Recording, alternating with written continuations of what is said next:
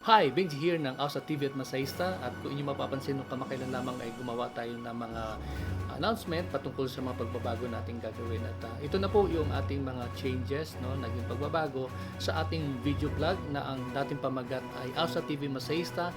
Sa ngayon ay atin na siyang tatawaging Pinoy TV Masahista. Panoorin natin ang introduction ng video vlog na ito, at ito po. Introducing Pinoy TV. Masahista.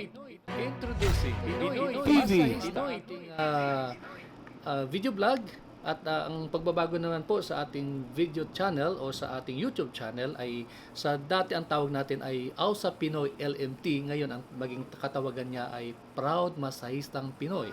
Bakit natin tatawagin na Proud Masahistang Pinoy? Sapagkat gusto nating lawakan pa ang ating audience at dadagdagan pa natin ang mga features ng programang ito upang sa gayon ay mas marami po mga masahistang Pinoy ang makikinabang, hindi lamang po patungkol sa mga masahe, hindi lamang po patungkol sa lifestyle, entertainment, news o iba pa, kundi maging sa mga pagbabago sa technology. So tingnan natin kung paano tayo makakatulong na magkaroon po ng kamalayan ng ating mga masahistang Pinoy patungkol sa mga bagay na ito. So muli, ako po ay si Benji, nagpapaalam sa inyo at see you sa mga karagdagan pang programa na ating gaganapin.